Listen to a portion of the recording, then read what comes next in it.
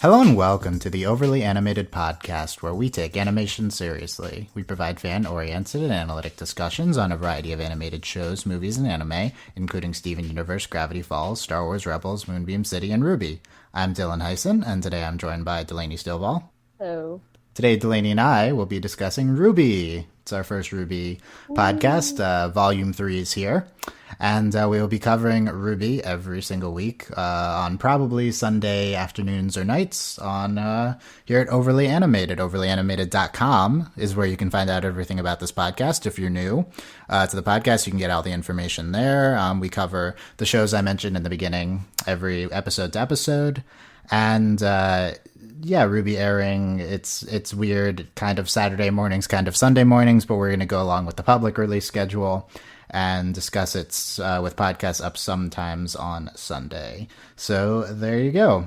And we'll have more information on future podcasts and stuff at the end of the podcast. But for now, we're going to get right into RWBY. Since this is our first discussion topic for RWBY. By the way, if you've not seen the show before, RWBY, all capital letters, and which was a lampshaded right in the beginning of the show. And I would recommend watching it. I mean, I don't know if you'd be listening to this without having seen the show before, but both of the first seasons are on Netflix, and the show's also on Rooster Teeth's website. So, we're going to give our background on RWBY to start and to talk about general opinions of the show. And then we're going to talk about the specific thing. This won't be every week, just this week because it's our first one. So let me go first to give Delaney an example of what I'm talking about here. So I've been watching RWBY since sometime in Volume 2 I caught up. And yeah, so I marathon season 1. I was watching week to week during season 2, and I've been waiting, for the over a year it's been since volume 2 ended. And I recently rewatched both seasons and wrote short reviews on overlyanimated.com's blog section, which you can check out. I'm a very big fan of RWBY. I find myself more into it now, even than I was before, probably because my main fandom show, Korra, has ended since then, Legend of Korra. And so, like, other shows which kind of took second fiddle to Korra in my fandomness are being bumped up. What do I like in RWBY? I thought I liked season 1 more than season 2 initially, but when I rewatched them, it seems obvious season 2 is an improvement. I think the show is genuinely good, although of course it has finicky animation sometimes.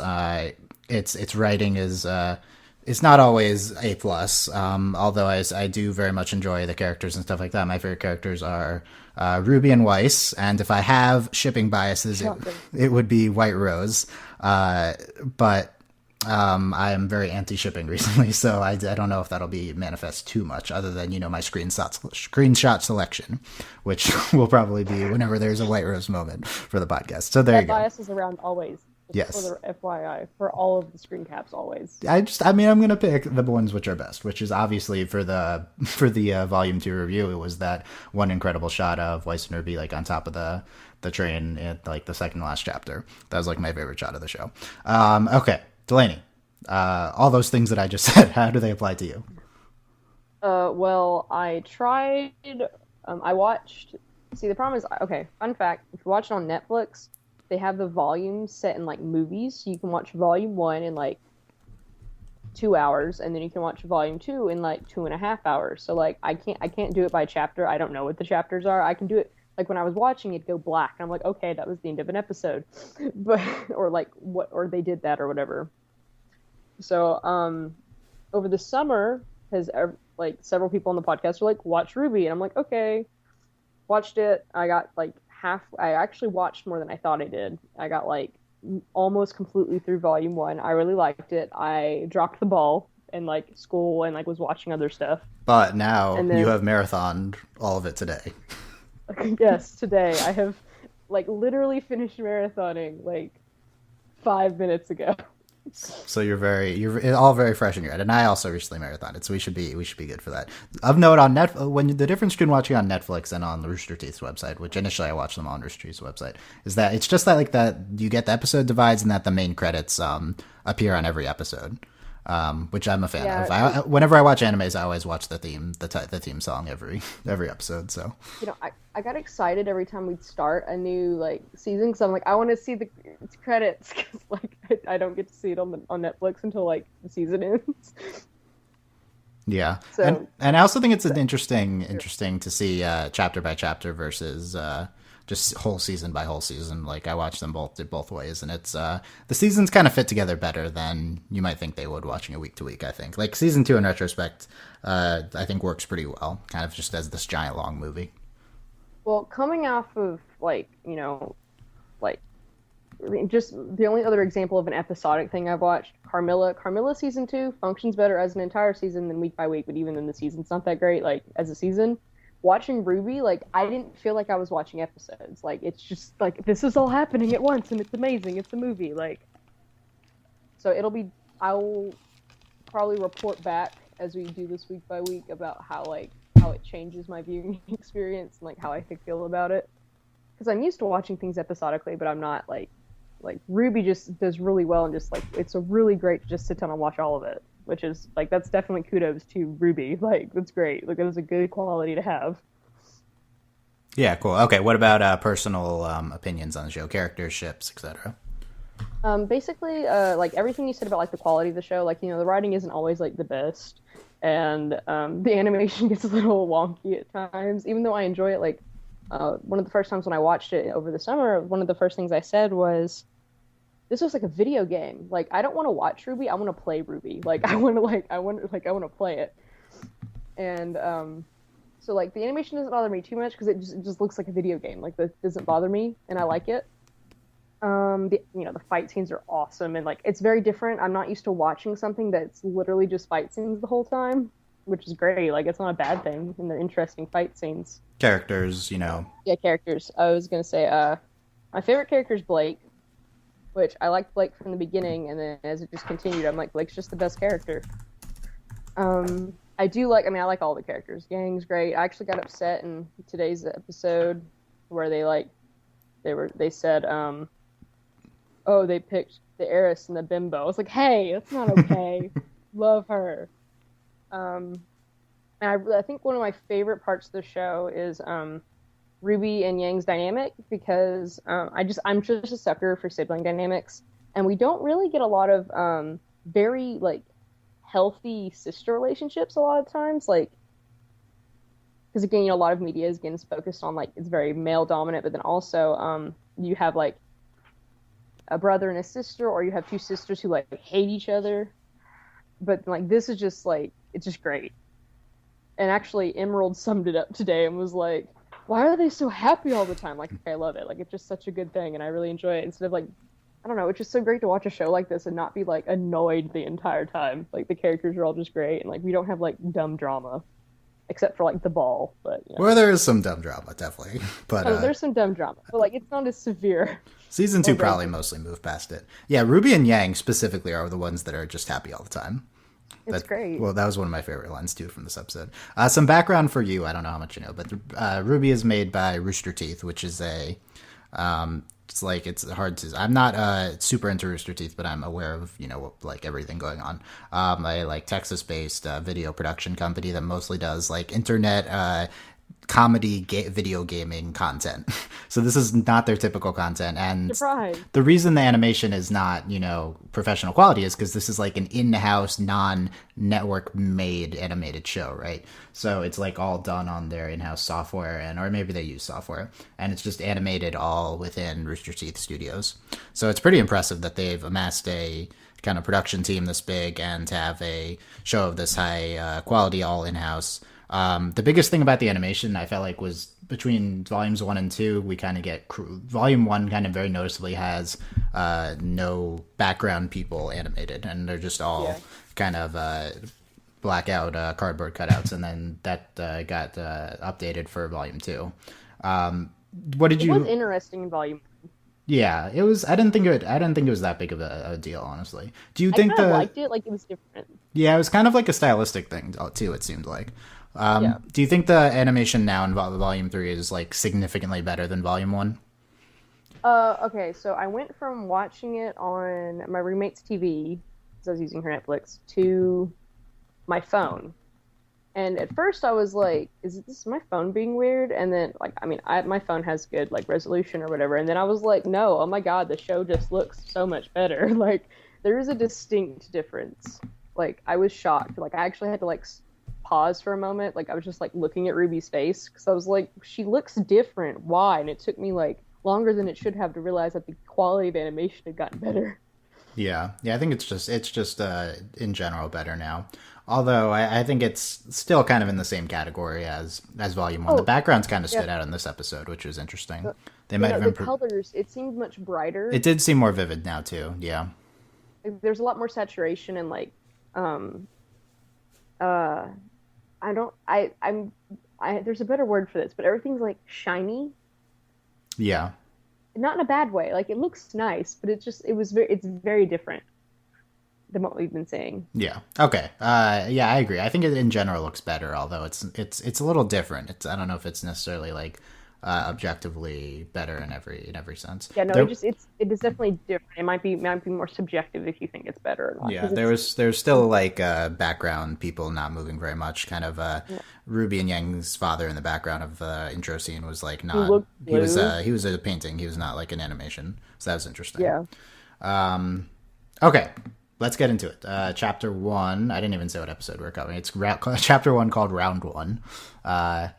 Slightly not sure if in the titles of these I should put the episode name or the chapter or number or both because I don't know if anyone knows the chapter names. Anyway, Delaney, what did you think of chapter one of volume 3? I liked it. It was good. Again, phenomenal fight scenes, and it was, I like seeing like the different teams, and I really like this kind of goblet of fire thing they got going on, like Yeah, this definitely. tournament thing. I'm a sucker for those kinds of things, and like the character designs were interesting for their opponents. Obviously, like Ruby and them haven't like changed that much, and like, it was just a really good fight scene. And I really enjoyed that.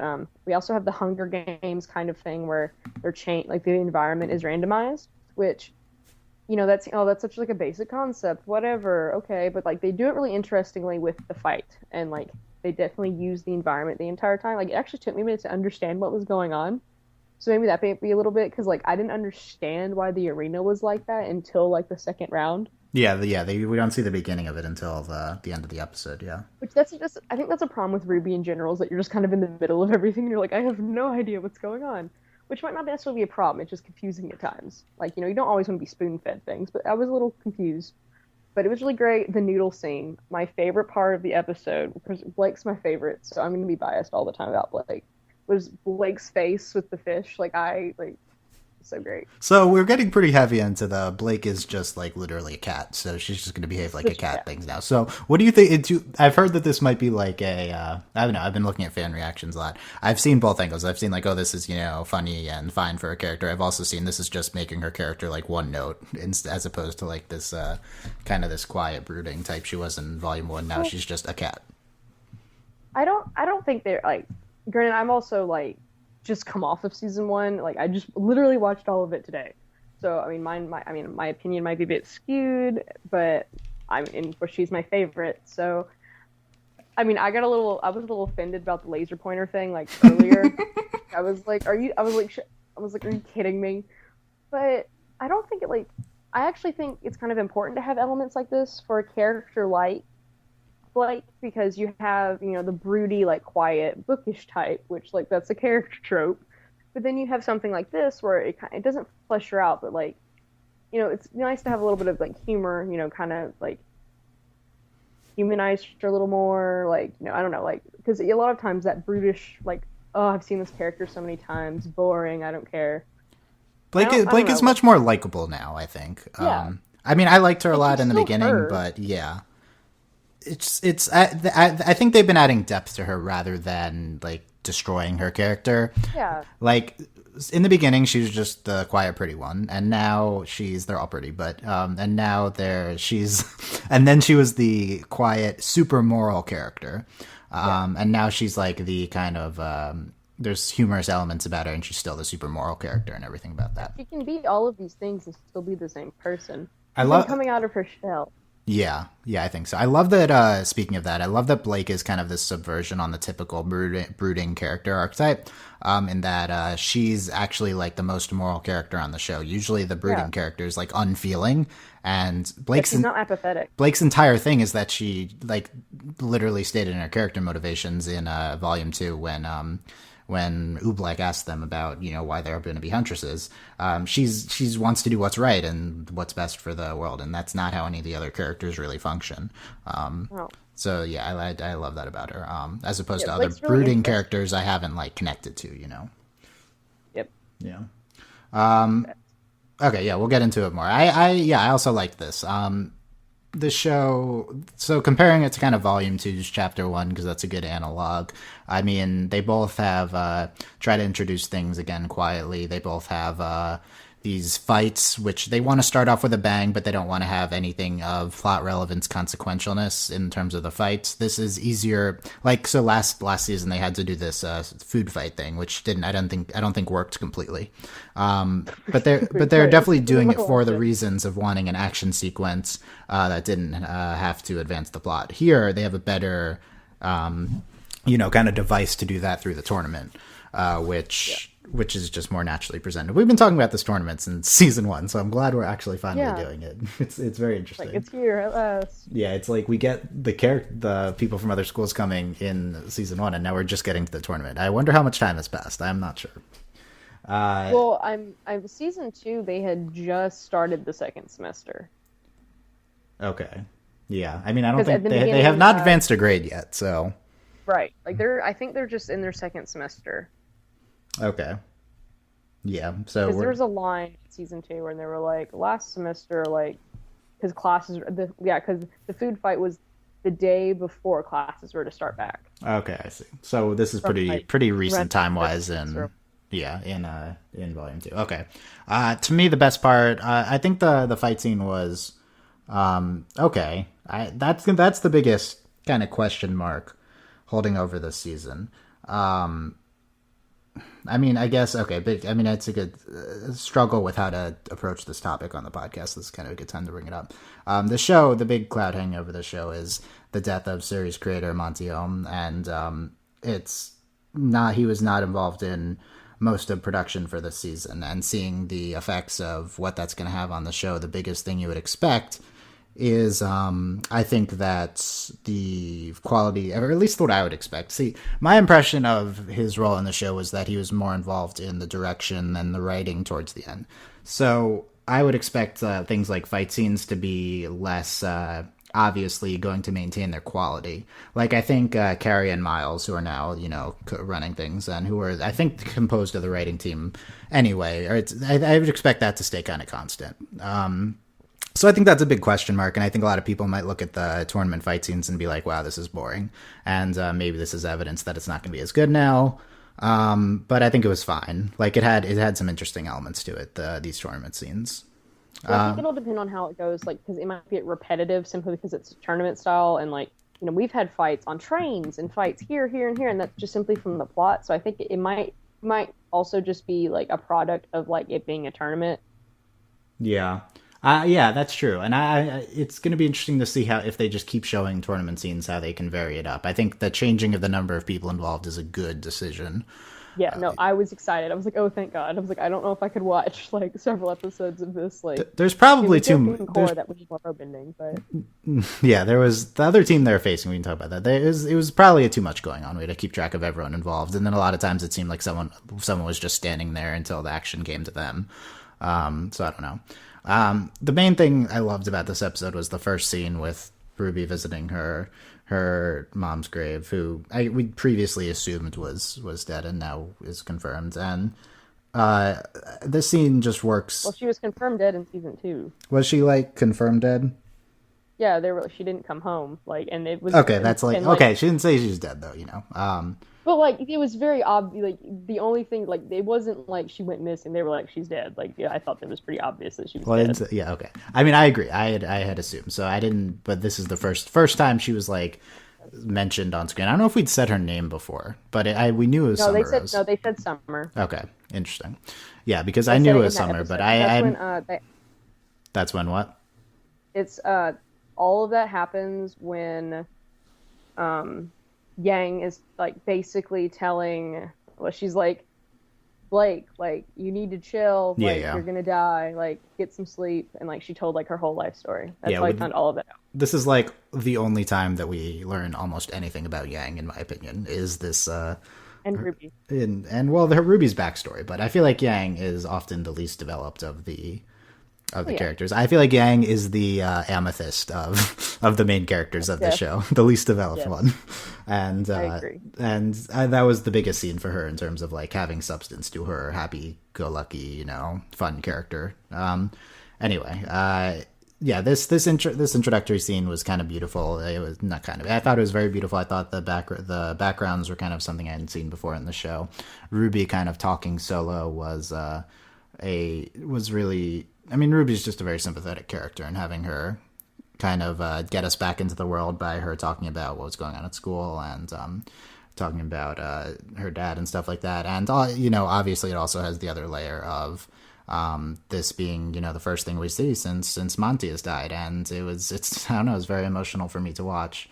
I kind of that kind of hit me hard when Monty died this year when it happened. And it's, I don't know, I don't really react to many kind of non personal deaths. I mean, there's the people who are like, oh, this celebrity died, oh no, like my I'm gonna be sad all day and stuff like that, and that's not typically me. But this one hit me pretty hard. So I was very I don't know, this I think emotionally connected well. I think it's great to kind of have this thing coming off of that for the crew involved and stuff like that. And I don't know, I'm just very, very happy that the show is continuing kind of this being his dream show, and I feel like this is great to see his dream continuing to be realized with the show. And I think the other thing is his brother voicing Red now. That was kind of an emotional thing to have happen, and I think all of it really works, and especially this scene kind of tying it all together. Yeah, that less eloquent than in my head, as expected. that type of speech thing. Yeah, so the specifics, we can start getting into the thing by thing through the episode now. So yeah, Ruby at her her mom Summer Rose's grave. On the tombstone, I have found out, since I've been sitting on the episode for like over a day, so I've actually been able to figure out what's going on. Is not that this show has hidden meaning, but thus kindly I scatter written on that, which is a lyric of The Last Rose of Summer, a poem by Irish poet Thomas Moore, written in 1805. Interesting touch. The only thing of note I'd say from this poem is if it starts off like, "'Tis the last rose of summer, left blooming alone. All her lovely companions are faded and gone." So if this is going to be hinting at anything, it might be that trouble is coming to Ruby's dad and her uncle. And Raven is also still alive. So all of them except for Summer Rose, which are the team, which we haven't. This is, I don't know how explicitly it's stated in the show, is her Ruby's parents, Ruby and Yang's parents' team. So I don't know if I don't think we're foreshadowing death within them, but that might be a thing from that poem. We see Ruby's dad for the first time. Ruby and Yang's dad, they're half sisters, of course, and I don't know if we knew that he was teaching at Signal. Do you remember that? If they said that? Like, we know that her uncle teaches at Signal. Uncle. But did we know that the dad Yes. also taught at Signal? Yes, I think we did know that. Okay, I'm not sure. Yeah, I don't remember It was them saying mentioned in it. season 2. Or, There's a it was lot of mentioned. expositioning done, and apparently they're going back on missions, which is interesting. I want to see how Raven factors into that. Raven. The end credits to the season seemingly confirm what we have thought, which is that Raven is Yang's mother. Summer being Ruby's mother, Raven being Yang's mother. It's the one she talked to at the end of Volume 2. You saw do you know what I'm talking about? The photo in the opening credits of this season? I would say Yes. yeah, I would say that is confirming that. So I'm interested to see if she factors into this going back on missions Well, I thought from it her was dad. like, because it was confirmed it was the other team member, right? Yeah. Okay, I don't know why. Okay, I just Well, didn't know her name. Yeah. Well, it's we knew that there's another team member. It's the connecting the person who Yang was talking to at the end of last season to the other team member. Yeah. Oh, I just assumed that was who it was. Everyone like, knew. okay, Everyone was speculating it was that anyway. So, yeah. It's an interesting to bring that up here. I'm not sure what we're gonna do with the thing that. for me is I'm not like I've literally been in I'm not in the fandom like so I'm Yeah. like it's a mystery, is it? Because I'm just like I come to these conclusions and I'm like is it a mystery? I don't know. Well, as a as a person who got up today, you would assume that based off of what happened in Volume 2, right? Yeah. Which is what I'd say most people would watching it. I like lampshading. First, this is the first time we hear about the confusion with the title RWBY. Together we form Team RWBY, and before you ask, that does cause a lot of confusion. I laughed. I was like, that's good. Yeah, let's wait until Volume 3 to bring up this very confusing thing. Interesting. He says Ozpin's sounding a lot like her Uncle Crow now. Interesting. Zwei is there. Yeah. And we see her dad Tai Yang for the first time. Who's dropping her back at Beacon. Are you a Zwei fan? The doggy. What? The doggy. Yes. Yeah. Yes. He's not back apparently. For now, we don't see him. The best part of Zwei is Weiss's reaction to him for sure. No, I was about to say that. Like he was like this mutt, and then is it gonna stay with us forever? Like great. I love when Weiss is not like super serious and stuff like that. Yeah. Okay. We go right into the tournament. Commentating the 40th annual Vytal tournament festival. First of all, it's the 40th annual, which is like, isn't that the number of the Hunger Games for one of them? I don't know. I don't remember. Yes. Is it like 40th or 60th? No, because it's 50th. Okay, it's 50th. Okay, never mind. Yeah, why are we having Professor Port and Professor Oobleck commentating this to kind of like national television? That is my question here. I don't know.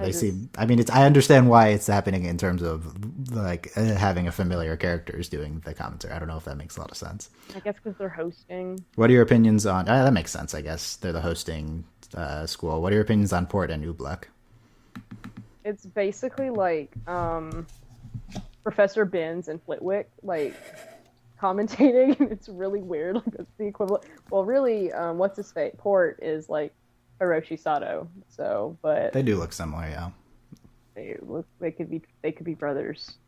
Yeah, but I think it's funny. Like, is it Oobleck? Is that how you say it? Yeah, Oobleck. Yeah, cracks me up. Like, great. And it was his hair looked different. He looks different. And I was like, what? I didn't notice if he looked different. I'll check that. But his hair looked different. Yeah, he was very good at the end of last season. Yes. Happy to see the return of Oobleck, even if it is in this context. Yeah. And then Professor Pork is like, whatever. Yeah.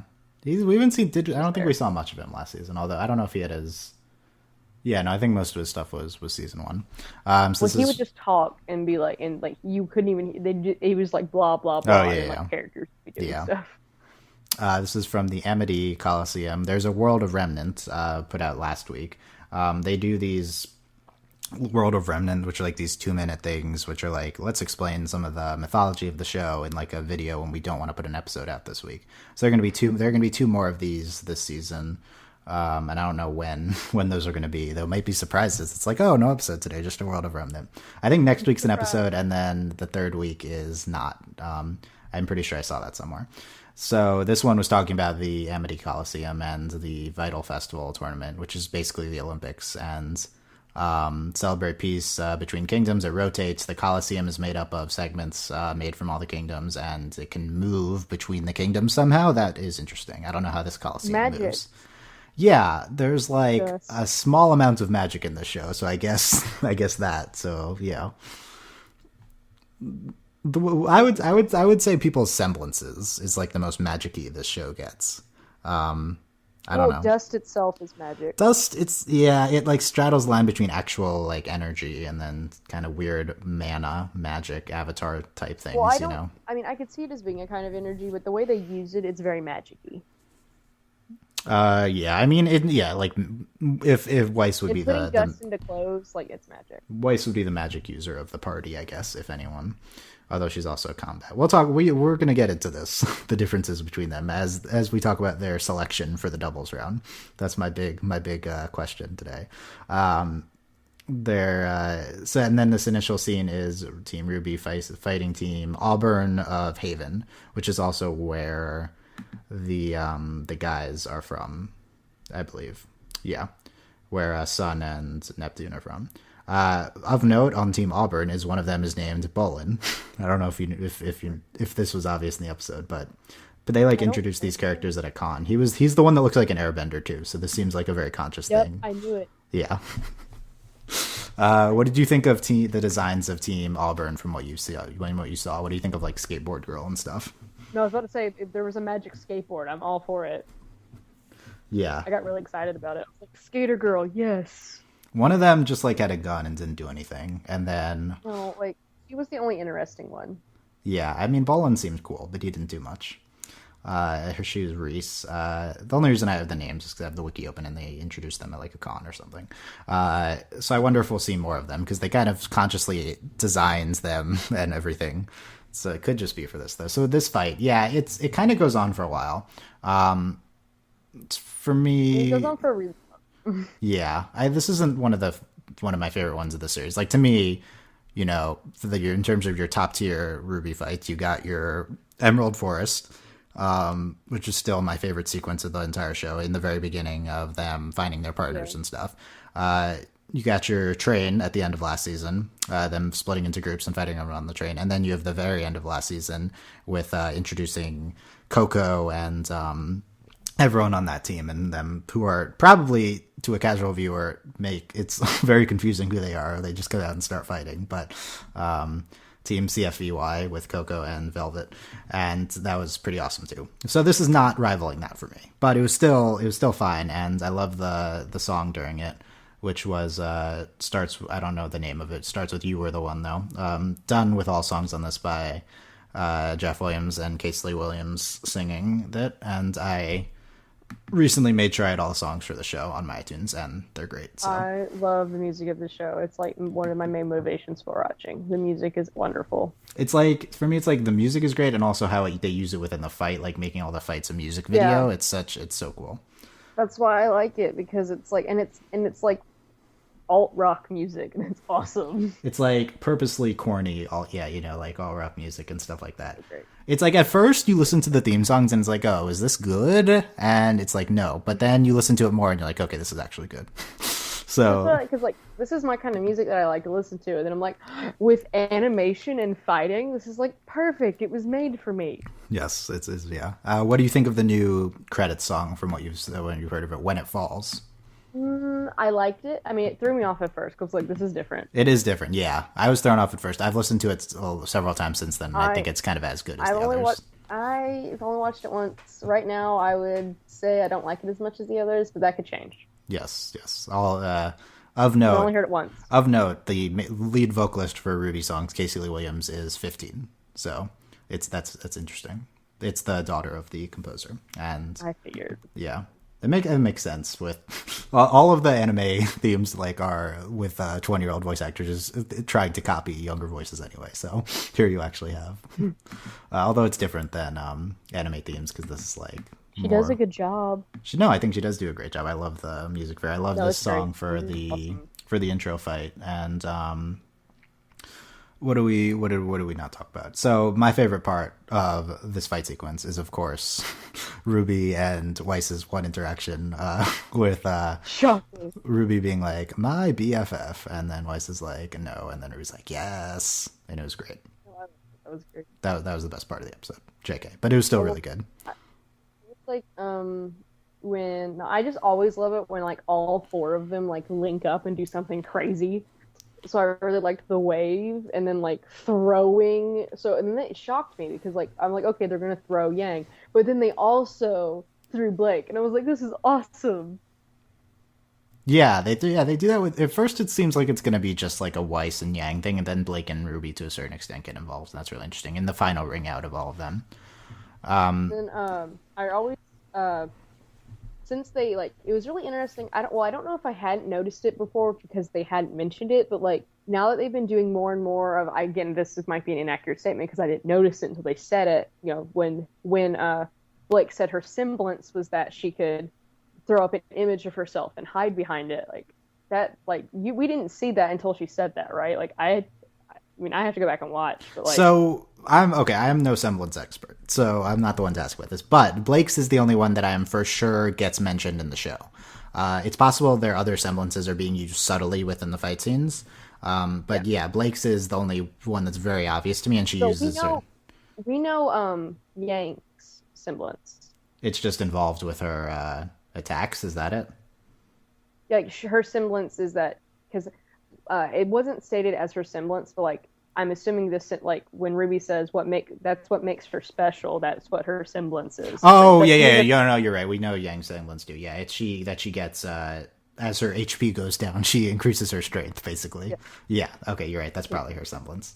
So like what I was saying was that like with Blake, like I didn't notice it until like they said that was her semblance was. So as far as I'm concerned, we never saw that before that point. So like I'm always really excited, and it happened in this fight scene several times where like she does it, and I love it. Like I'm like yes. Yeah, it's really effective here, and this is like the most she's used it that we've seen.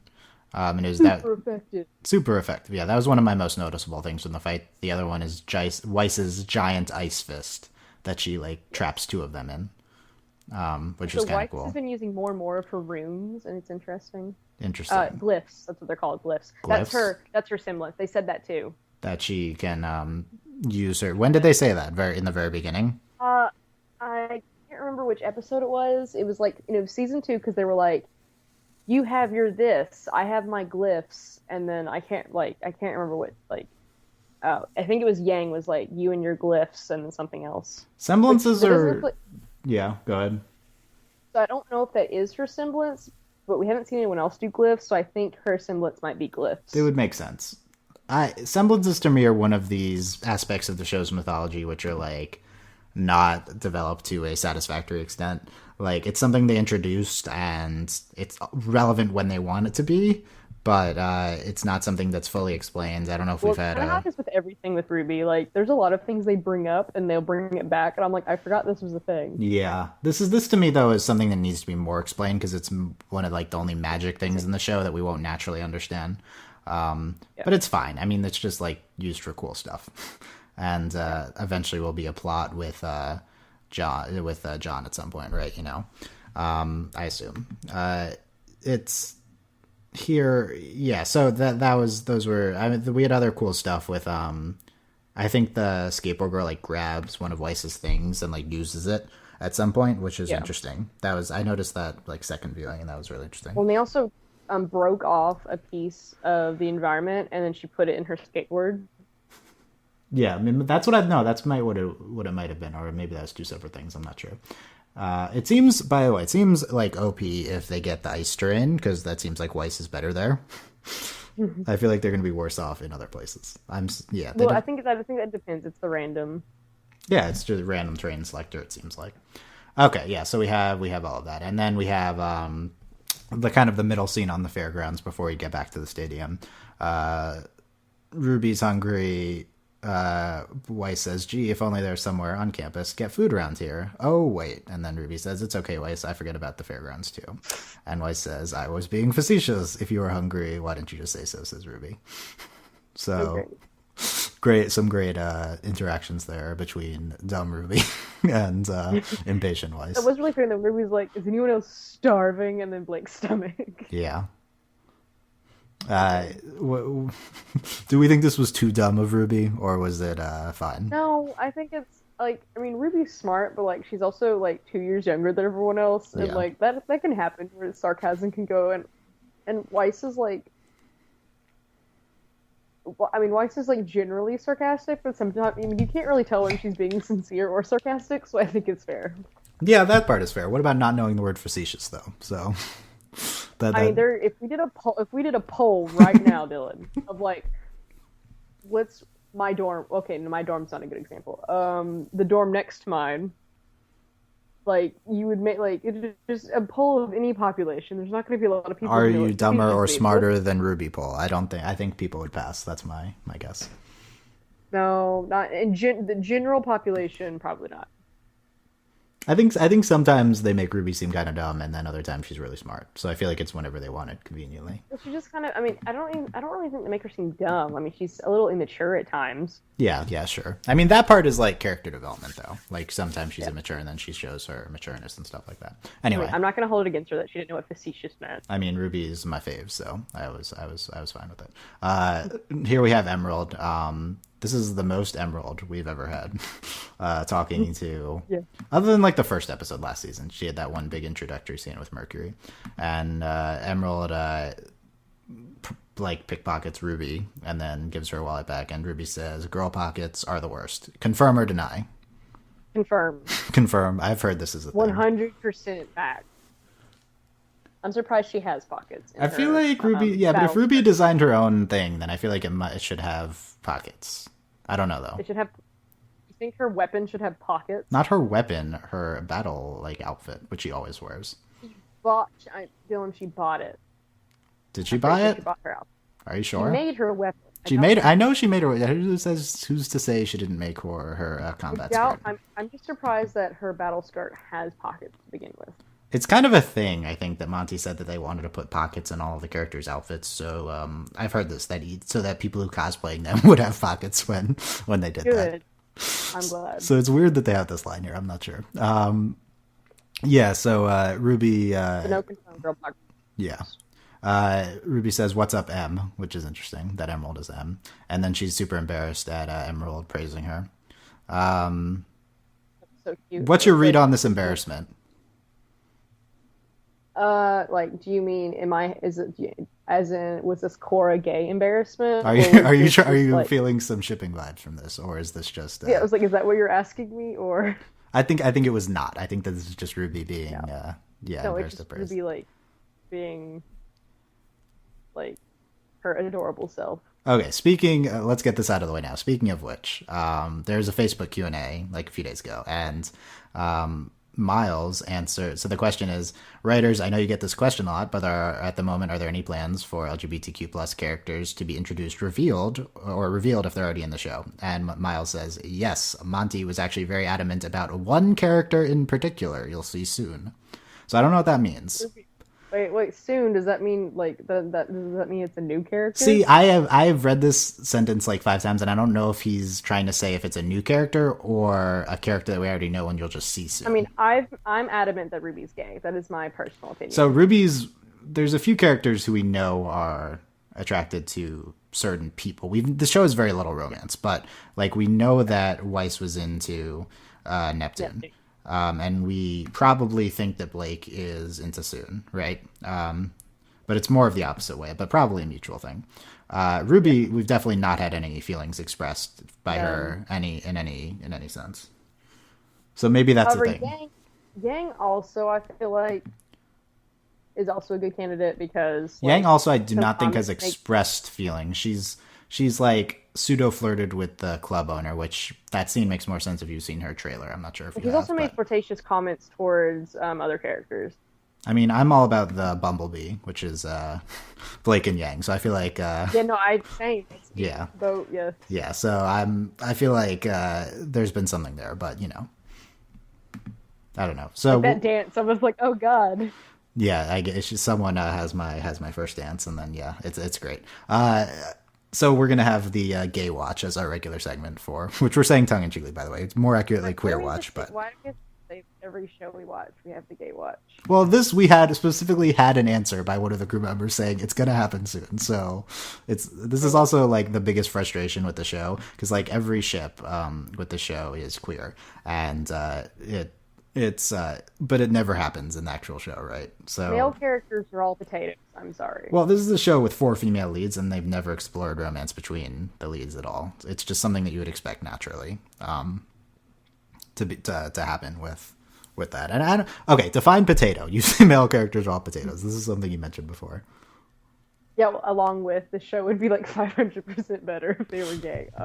Yeah, define potato. Like they're not like. honestly, maybe for the exception of John, if we removed the other characters, there would be no difference. The show would be the same. They're all side characters, yeah, for sure, for sure. I don't know if that's a good use of potato, but I agree. They're just Well, like but also like they're not like, and again, yeah, they're side characters, but like they're just the show. it, Here's my big thing with RWBY. The show introduces too many characters and plot elements constantly. The biggest example of this is Neo, the villain at the end of Volume 2, which we see again here. But it has a name. Neo, the what's the eye condition? Dichromatic, different Oh, colored okay. eyes. Yeah, her. What's the Fire Girl's? Cinder.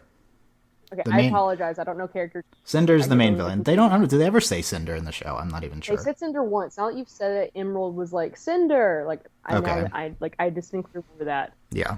now. Cinder's, as of now is the big bad, and then everyone's, under her. So yeah, Soon and Neptune do not seem super relevant to the plot. I would agree with that. John And then like is relevant, and Ren is somewhat relevant, but that's it. it's like John is a potato, Rin is a quiet potato. I take issue with this use of potato, but I get what you're saying. There's nothing like for them to be main characters. Like I'd be upset if they were girls. Like they're just John like Nora, is the closest thing to a main character the show has outside of the 4 female leads. I'll say that because they specifically give him this very bad arc in season 1. Yes. When he is the focus of the show. That is the show at its worst by far, is that John bullying arc. So okay, back to this. So we will be on the lookout for which character is queer. That's our big. I don't know, or if it's a new character. I'm not sure. I hope we do not introduce more characters. That is my thing. I hope it's RWBY or Yang, or I don't actually. I know. I just as long as it's one of the characters we already have.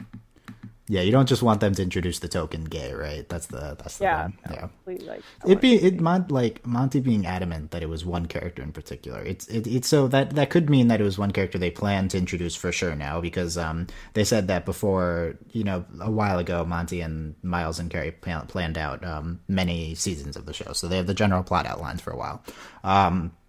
So it could be that it's a new character, major character they're introducing, or it could be that it's like they just hadn't got around to having romance with one character who was so far, So we'll see. I would very much prefer the latter of those two. We have...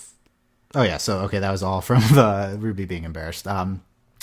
I feel like we never get to see your other teammate says, who I don't know which one that was, who said that, but yeah, that was kind of and then we get to see that it's Neapolitan, their fourth Shocker. teammate in disguise. Did you like, as someone who just marathoned all today, did that make sense? no. I was like, what? Okay, Well, okay. Well, okay. I was expecting to see her. Like I was like, oh, it's gonna be her, and then like it happened, and I was just like, because I had this moment. I was like, okay, it's gonna be these two people, and then I saw them, and I was really confused. But then like she flashed her eyes, and I was like, what? Yeah, so she's Like, it was she's fine. completely changed her appearance, but now she has. Yeah. But yeah, the reveal was when Oh, she has also, the. About Gay Watch, I think we have to seriously consider the possibility that it's Ren. That it's Ren. Interesting. Ren, which would annoy me that we just have like the quiet gay character, and I'll be like, really? Ren and John romance. People ship that. I mean, I ship Ren and Nora.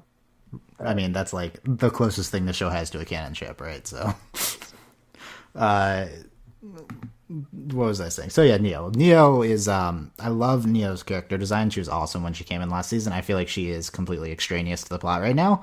Yeah. But she's really cool, and she is also super beloved by like the part of the fandom that I see. She's also has not talked yet, right? So No, it's no like, worries. is she mute or is she just not talked? We'll see. Yeah, so she's the fourth teammate. I also feel like they never see Cinder. I mean, RWBY saw Cinder that one time when they initially met them, but it's like they always interact with Emerald and Mercury, right? Mercury. Yeah, they never see Cinder. Also, RWBY, did RWBY actually see Cinder that one time after the dance, or was it just the cheetah mask on so that she didn't notice her? That it was her. she saw her, but she doesn't like. I don't know if I don't think she'd piece it together. Okay, so this could be a future plot point, is RWBY piecing that together. But she has met she met them like I think you said that she met them when like they showed up. Yeah, she definitely met them when they showed up. Yeah, but she doesn't know. Yeah, like she wore a mask. Yeah. Wow, it was like so not obvious that it was her. Yeah. Also cracks me up, like they changed their outfits, and I'm like, this is like the superhero in the cheekbone thing. Like it's like Cinder doesn't look any different. She's just you can see her stomach. Like that's the only difference. Cinder looks the same. I agree. Like, it should be obvious that it's her. Good job. I don't know if it's like it doesn't happen in the episode, right? So it must have been in the trailer that it's like they're among us. Someone says that it's like, okay, you can pick out that this is this trio who randomly came here who didn't actually transfer from another school. I feel like you can figure out that these are the villains. Yeah, right. They have not done that yet. So we'll talk about that in very briefly at the end in terms of direction of the plot. So they said they did really well in the first round. She says, Emerald says, my teammates are all kind of introverted. And we have a whole thing with that, which was weird. And she's like awkwardly smelling a boot. Yeah, which seemed not planned, which was kind of funny. But no. She says, Merc and I are going to move on to the doubles round. What do you think of her calling him Merc? I don't know if we've seen that before. I feel like. Do you ship it? Like, do you ship it? Do I ship it? I don't know how I feel about Mercury. Like, I like his name and his like character design. Yeah, he hasn't done much though. Yeah, I really like Emerald. She's really cool. I do like Emerald. She's pretty cool. Yeah, but and then I probably ship it. I don't know. RWBY and Emerald, that's probably a ship. I have the list of RWBY ship names if we want to. That's the thing about RWBY ships, by the way, is that they have the best names.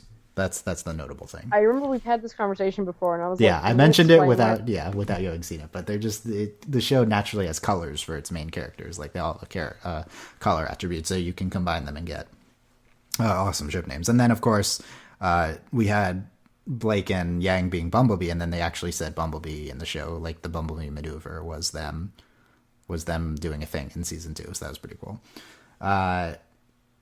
So Mercury they're going to the doubles round, and she says who's going on for you, and Ruby's like, we put it to a vote, or she's like, I chose, and then we put it to a vote, and it's Weiss and Yang for Team RWBY, which I'm going to hold off on talking about, but for 1 second. But then Emerald goes back to Mercury's like, how are the new friends? And Emerald says, I hate them. How can they be so happy all the time? Which was great because Ruby's happy all the time. It's really funny because like I was expecting like a ruder response, but no, just why are they happy all the time? Like it's just funny. Are we on track for a Mercury or a Emerald likes them too much and can't and betrays Cinder plotline? Okay, well, 2 things on that, I guess. Like, I'd say, as of right now, I'd say like if this wasn't RWBY, I'd say no, but things happen in RWBY very quickly to the point where things almost don't make sense when we go from point A to point B sometimes. So I'm actually going to say yes, this is probably where we're going.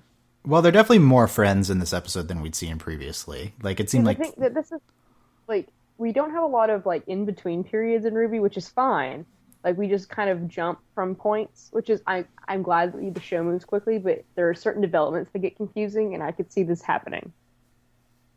Yeah, being one of those things. I mean, it seems like RWBY and Emerald are closer than we'd seen them previously. We'd seen them in the same class before, though, so it's not like unprecedented. And we saw them meeting in Volume 2. I'm all for Emerald doing more awesome things because she's the best. Okay, so let's talk about Weiss and Yang being Team RWBY's selections for the doubles round of the tournament. So I was like, what? when they said this. Here's my thing. Whenever I think of best fighter on Team RWBY, I think of Blake. Yes. Like, I feel like Blake is clearly their best fighter. I mean, there's an argument for Yang, and Weiss is pretty good too. And RWBY is great. I wouldn't put Weiss is. Weiss is like does things that no one else can do. Yes. So it depends if you want that. Weiss is very technical, and she's not like as good on the fly. Yeah, I could see her not being a great tournament fighter. Yeah. I think that's why they made the selection, because Blake and RWBY will do great on their own. Like they will both probably advance to the finals, because they have because that's they explained it that way. No. It's doubles, and then if the doubles team wins, then they select one person of the doubles to No, compete they in it. have a separate. They because they had two different brackets. They had the four person, then they went out to the top, and then they had. Okay, so this seems really ambiguous after after watching the Oh, remaining you say it's competitors. ambiguous because that's code for Delaney's right. No. You're right that there's a second part which I didn't remember, but it says the remaining competitors will fight their way to a That's what I singles was bracket. talking about. But when they show Like, that, there's that's four why- of them, but there should only be two remaining per team. So I guess this is two per team and then a second team. But are they fighting each other? No, No, this has no. just got to be four random people. Yeah. This is okay. So what I was saying was they picked these team. They picked Weiss and Yang because they will do better as a team in Okay. the solo. But then Ruby and Blake will do awesome just by themselves because what they do is they don't have to fight. Like they'll just go in as solos. So this makes more sense now. But the thing is that it seems like the doubles people that they seems like they're treating that like a bigger deal. So I'm They not are. sure why. So if that is that more important, it doesn't seem like it. Well, I don't think it matters either way, but I think for me, like that's the only way I could figure out that why it would make sense strategically, other than maybe there's some plot thing that happens, would be that Ruby and Blake will naturally be fine on her own, so will Ruby, but Yang and Weiss will work a lot better together. Yeah, okay, I can see that, but yeah. So then the next question is, why aren't they picking two partners to be the doubles? Right? Shouldn't it be that Ruby and Weiss are better together, or Blake and Yang because they're the partners? I thought it was going to be Ruby and Weiss. Yeah. Or is the show just abandoning the partners thing altogether? Because they haven't really brought that up in a while. It's not super relevant. They're just all on the same team. Yeah, So I I don't don't know. know. I think there even might be something even like maybe Ruby and them have a plan. Maybe. I don't know. This seems like we haven't seen much interactions between Weiss and Yang in the past. This seems like an odd or a yeah. Yeah, this seems it's like odd. an odd pairing to go on to the doubles round. Anyway, They might okay. be having. We'll see. We'll see how this works. How much tournament fights are we gonna get? Are we gonna get individual fights too, or are they just be referenced? I'm not sure. I hope we don't get like a bunch, simply because like they'll get really repetitive. Yeah. I'm fine with seeing flashes of a bunch, but I assume this is only a beginning of the season thing, but we'll see. We'll talk about it in a second. So that the ramen place, we talked about this before. We have the thing with Blake and the fish, and we have Weiss's card is declined. Okay, so what's going on with Weiss and her dad? Is this her dad getting mad at her for not picking up the phone, or is this something else? I feel like it's probably a mixture. It's probably the mixture of both, because we know that she didn't call him when she went to the tower, Yeah. and then now she's not answering his calls. So it makes me think something happened. And then that, I think it could either be that something happened, like the company's going under, like he could be being investigated. Well, or- So there's known information here. So we know that a character this season is going to be Weiss's older sister, Winter. Yes, So that's really I interesting. saw her. Yeah, she looks awesome, and I'm very excited for that. So I assume that deal relates to this in some way. Yeah, like she comes in, and I think in the like clip, it's like Weiss is like crap. Like just the look on her face is very not happy. Yeah, I don't want Weiss not to be happy, but I also am interested to see what's her. So I don't know. Pyrrha and Team Juniper come, and Pyrrha pays, and we have a lot of She's perfect in all ways. Pyrrha is pretty great. Yeah. She's great. I love her. Other than that, she's not like assertive enough, I think, but that's like her flaw. No, yeah, I agree. Yeah. Nora says we have a world-renowned fighter, basically a ninja. I can bench 5 of me, and Jane, and yeah, Son, yeah, and it's. Are you gonna take that? And she's not wrong. Yeah. What do you think of John now? Since the show has gotten away from him being really annoying. I mean, he's less of a potato. I like John. He's fine. Yeah. He's Him wearing a dress made me feel a lot better about him. Since then, he's been good. We have Nora ranting about this terrible thing. What would happen if they lose? And we get new information in that her and Ren are orphans, which we didn't know before. And other than that, she's great. Nora's great. She cracks me up. Yeah, and Team RWBY's like, now we can have actual fights with actual guidelines and not with murderers. I like Interesting. that. Yeah. Okay, and then the end of this is them watching Team Juniper. We see Cinder come in. Apparently, all of them, the Team Villain knows if Juniper is going to win or lose, but it didn't seem obvious to me which one that they knew. Yeah, I don't. So I'm not sure what that was. Cinder why. said this was probably this episode at its worst, but it was just because general and like not obvious what was going on. Cinder's like, even if you know how a story ends, it doesn't make it any less fun to watch. Cinder, I very much disagree with you on a general level. Cinder, this is a existential debate about spoilers that Cinder is having here. Oh, don't even. I will argue with it. I will argue with you. This is like Cinder is Sam here, and and I'm heavily disagreeing with Sam reading Wikipedia articles before she watches things. That's what this is. Well, I think if you have like, no, we're not having this conversation. Why did she say this line? How does it make any sense in context? I mean, it doesn't. It was just so she could like look evil and attractive in Papa Kernel. That's the only reason she said pops it. her own popcorn. Yeah, that's pretty great. Well, I was gonna say about the. I don't think that necessarily it's rigged. I think because they're evaluating people's abilities, that they know who's going to win based on the abilities. It seems, yeah. Since Emerald and Mercury came to school, they've been trying to learn everyone's abilities. We had that scene with Emerald fighting Pyrrha, and then we also have Emerald trying to figure out who Mercury fought. Mercury fought Pyrrha, and then here we have Emerald trying to learn the competitors of Team RWBY in this episode. So it seems like they just know based off because they think they have all the information about that. Yeah, they have all the stats. So I guess that's what that's referencing. And then maybe they'll fight the winner. I don't know, but they already had their round of 4 match, so I guess not. Yeah. Okay.